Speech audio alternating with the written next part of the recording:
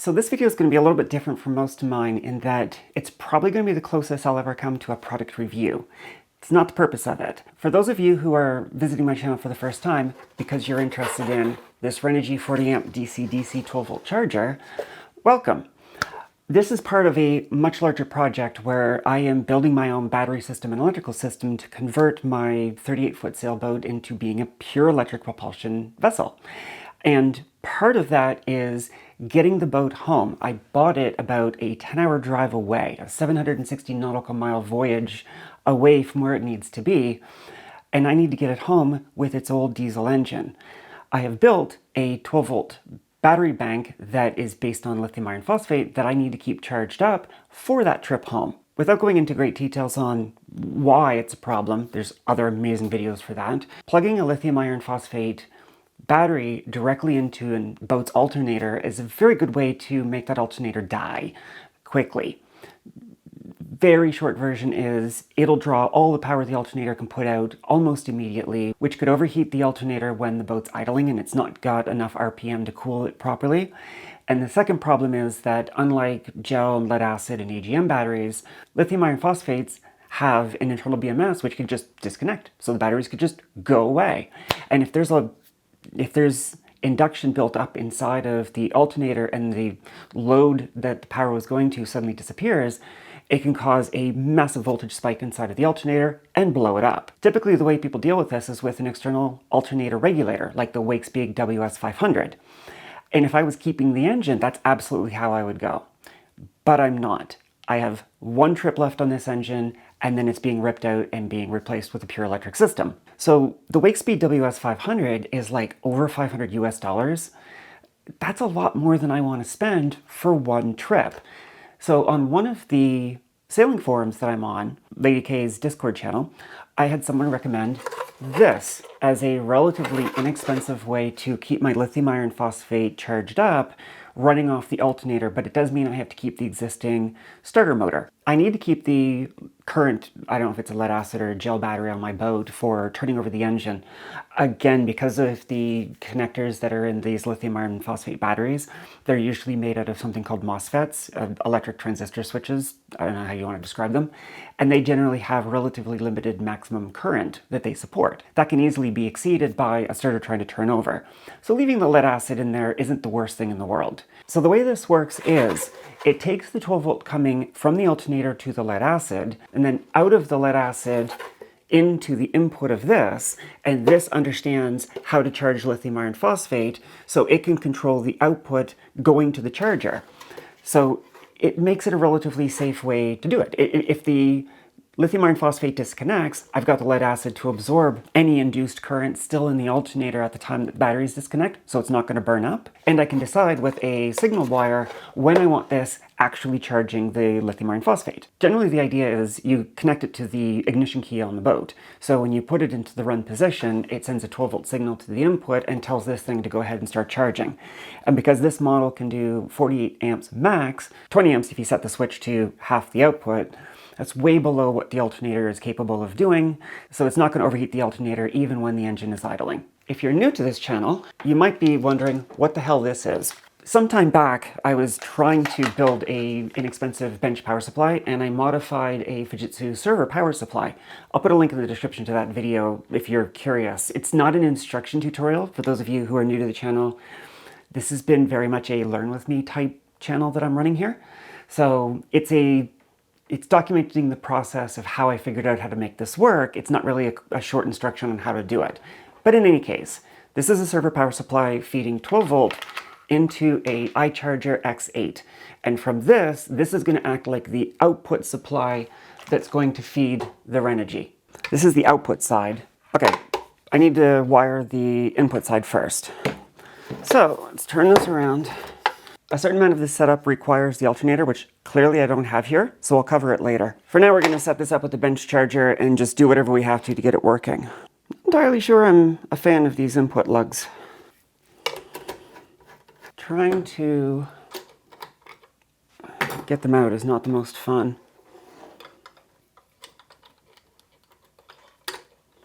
Does this plastic case come off, I wonder? Oh, okay, that makes it a lot easier.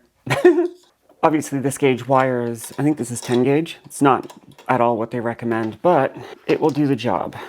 Do the job insofar as I'm just trying to make sure I've got this working.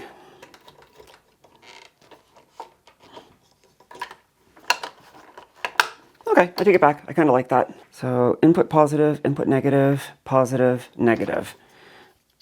Breaker is open. Now, all of the options are along here. When I was ordering this, it said that you shouldn't use the sensor with lithium iron phosphate, so I didn't get it. That's the input, that's the output. All right, so that's set up.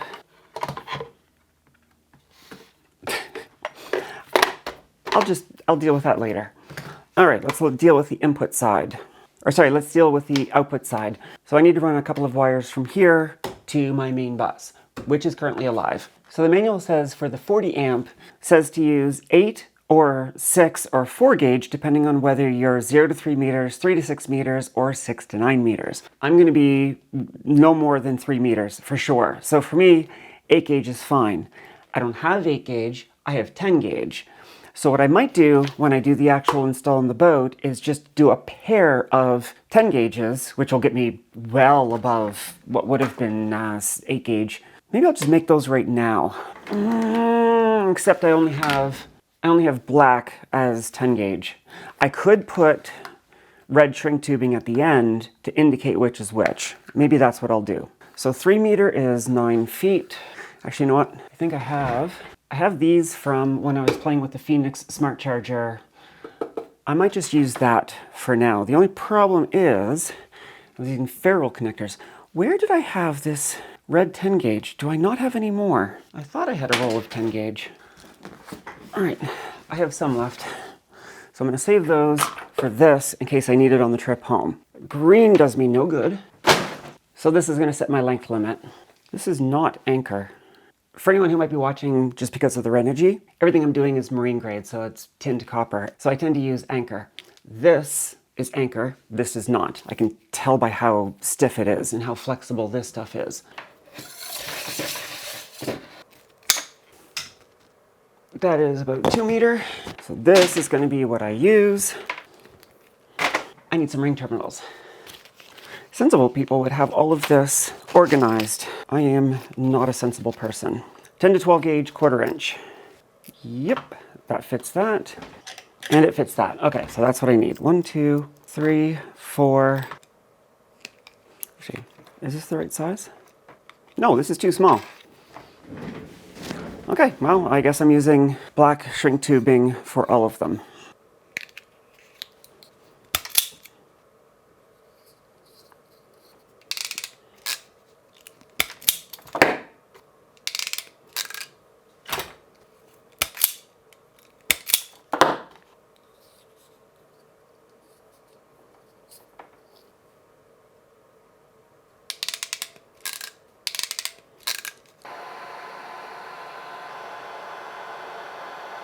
This is 3-to-1 resin-lined shrink tubing. 3M brand, not that I don't think it really matters. And then everything here is being built to marine standards. I'm going to set the wiring for this first before I connect it to here, because this bus is alive and has 12 volts on it, the 13.3 volts on it. So once I connect that to here, this thing is basically, it's running. Well, this is the output. It shouldn't take power from the input, or it shouldn't take input power from the output, so it should stay off. Still, I'm going to treat it as alive once I make these connections. Oh, you know what I forgot to do? It goes like that, so that goes through here.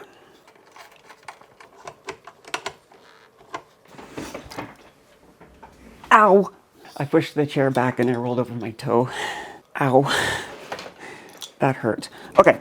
Even though I know this is dead, I think what I'm going to do is connect the ground first, just so I don't have the ground and the positive flopping in the breeze. So I'm just going to leave you here for a minute. You are completely disconnected. Ow, my toe hurts.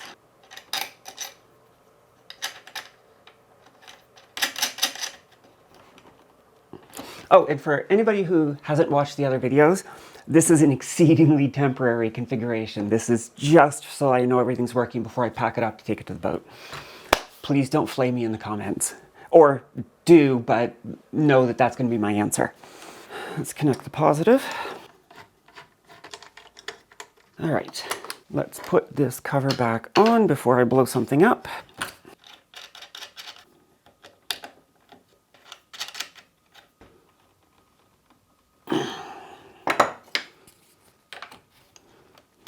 All right, this should now show 13 volts on the output. 13.31. This is possibly alive. Again, it's voltage on the output, so it shouldn't power anything up in here, but that's how we're going to treat it from now on. So let's look at the manual and first see what the jumper settings are for.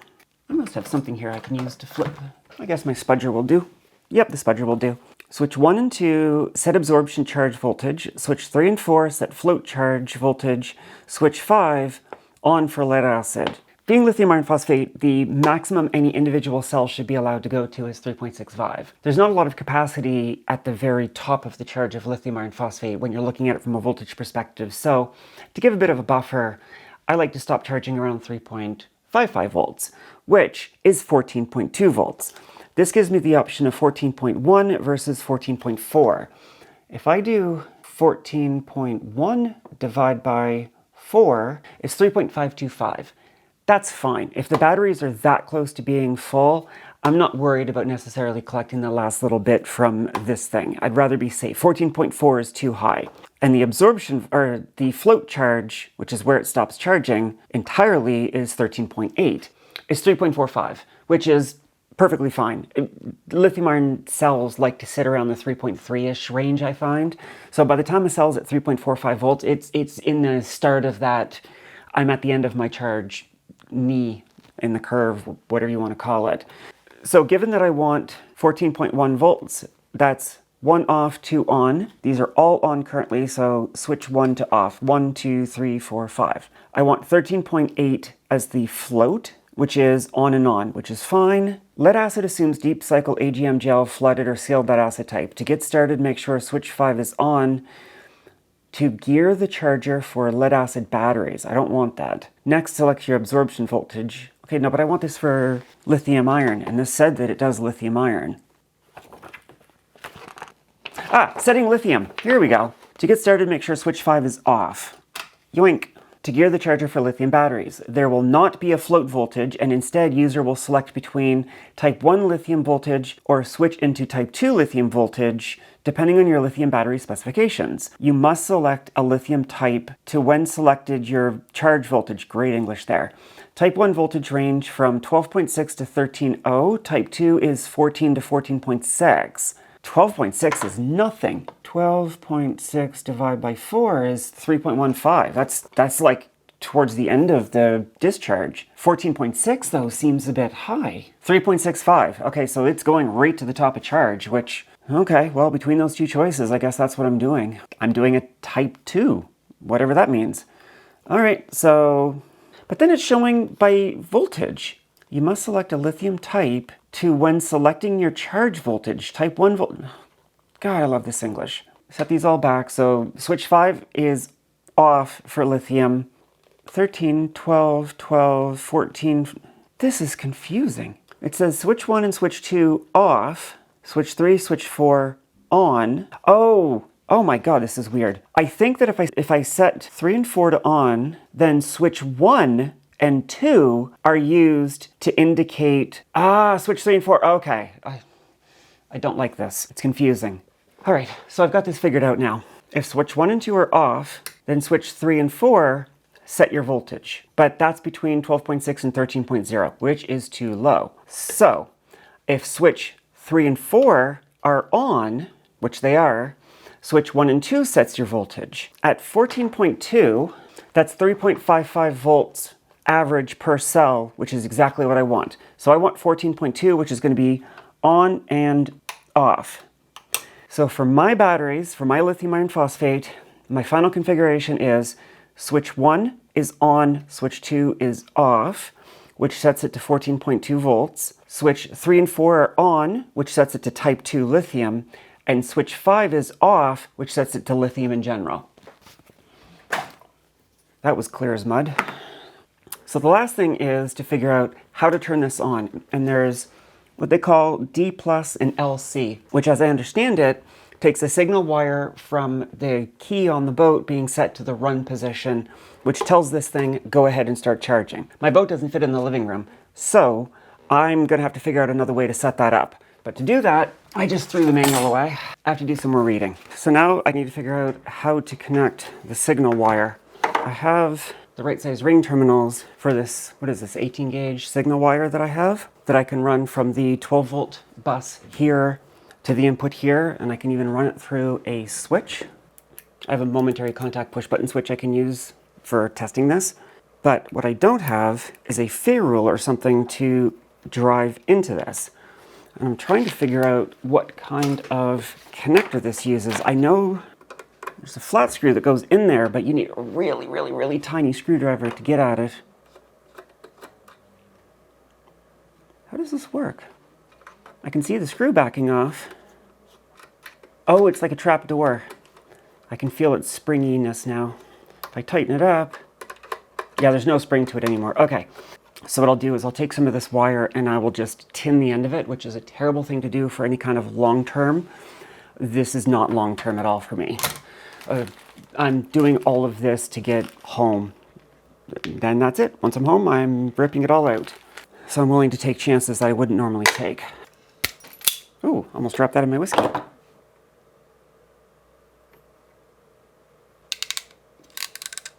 Tug test.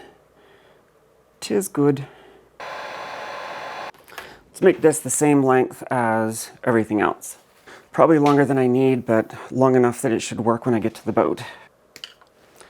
Now, oh right, I wanted to go through the push button switch. Good thing I'm getting my soldering iron out. Okay, so I made this definitely longer than I needed, but that's okay. Again, to anybody who's here just because of the Renogy, I make no claims to being a good solderer. I don't know what the right term is. See, I don't even know the name, so I do my best. Don't think this is advice on how to solder.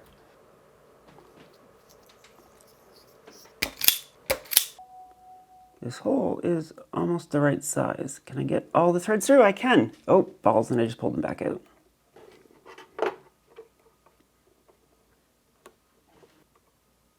There, that flowed.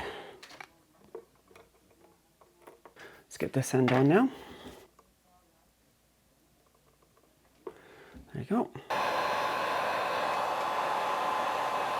So when I get to the boat, this is going to have to be spliced into the key's run position, and this will be like a master on-off. So both will have to be on. This will have to be closed, and the engine should be in the run position for the charger to run. Will I actually turn this off even if the engine's running? Probably not, but at least I have the option. I'd rather have the option and not need it than wished I had the option and didn't have it. The last step is to tin the end of this so I can drive it in here. It'd be much better to have a ferrule. Let me be very clear on that. But gotta work with what I've got. There, the poor person's ferrule. So going back to the manual, it's showing ignition goes to D+, ignition wiring circuit. D+ is the left side. I can't tell you this is the most reassuring connection, but it's passing the tug test. I don't think I pushed it in too far. So I'm assuming I can run this straight from the 12 volt bus. That's off. Let's connect this to the positive. Considering this is 12 volts, I probably should have used red instead of white. I was thinking white is a signal wire. Well, anyways.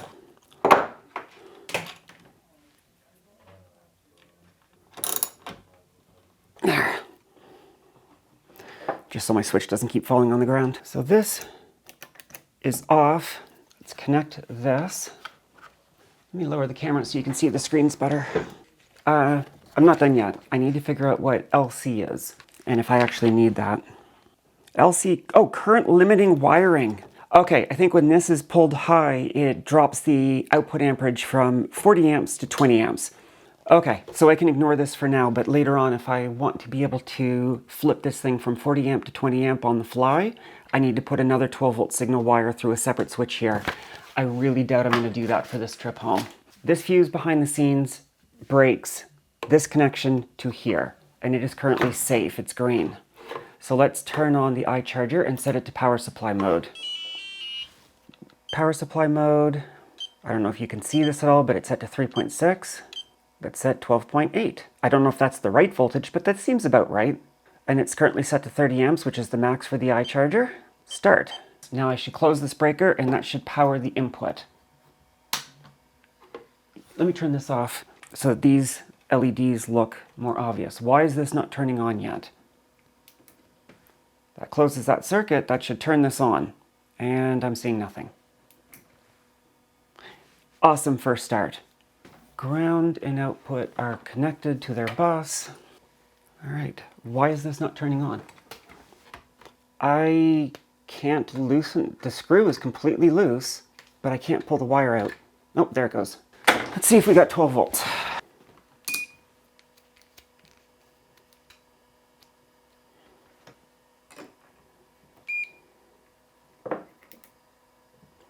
$13.3 volts. So the switch is working. Magnet on that thing is both impressive and annoying. Okay, that's in there. Let me read this. Does it have to be at higher than 12.8 volts? Okay, so it's indicating that there should be lights here showing that it's on and potential trouble codes. Okay, I'm wondering if I should be putting this to 14 volts. So let's set this to 14.2. Connection check error. Okay, they didn't like that. Set it to 14 volt. Really? This is how this night's gonna go? Oh, cycling. Okay, let's turn this off. It was working before. What the hell is a connection error? I'm learning. So it still shows an output voltage of 3 volts. I'm gonna wait for this to hit 0. I wonder if there's capacitors in this putting voltage on the source, and that's what it's seeing. Well, actually, if that's the case, I'm flipping the breaker. Oh, the voltage has dropped, but what is it doing? Connection okay, no battery. Connection okay, no battery. Well, I don't know what the hell this thing is doing. I'm gonna let it get all the way to 0 volts. Okay, now it's showing nothing. Start. Okay, now it's happy. So I guess it didn't like the fact that it was still seeing voltage. So on the input side, we should be seeing 14 volts. I'm not seeing 14 volts. Oh, turn on the breaker. 14.1 volts, dead on. Okay, so I have confirmed 14 volts on input. I know this is working. Why is this thing not turning on? I don't get it. I'm stumped. Input positive, input negative, confirmed with a multimeter, breaker's closed, so I know the input side is fine. I'm not seeing any life out of this whatsoever. I am absolutely stumped. I mean, it shouldn't be this hard. I'll go see what I can figure out, and I'll let you know what I figure out when I figure something out. Phoned a friend, and I have an idea why this might not be working. I've got the D+ coming from the output battery's positive. I'm going to move this from the output battery to the input, which means turn that off. Let's get this off. Now let's run this. Let's run this to the input side. Sorry, you can't see what I'm doing here. There. So now what is the D+ is coming from the input side. The friend I was talking about is thinking that this might be tied to the input's ground, not to the output's ground, so this is not actually closing a circuit, which would make sense because the input and the output are isolated. All right, that is safe. Turn this back on, wait for this to hit 0 volts. Verify again that we've got 14 volts at the input. No, we don't, because, oops. Now we should have 14 volts at the input. Yep, 14 volts at the input. So now, let's try closing the switch. There it goes. It's lit up, and I'm seeing 30 amps draw. It's pulling full amperage. It's working. And I see here 7 amps and 9 amps going into the 2 batteries. And I see DC power is minus 234 watts. going into the batteries. It works when you set it up properly. That was entirely on me. Awesome, I'm ready to go to the boat. So I'm the Digital Mermaid. If this is the kind of thing you like, or if you think it's something that other people might like, give me a like and a subscribe. It'll help feed the algorithm and get this content out to more people. Thank you very much for watching.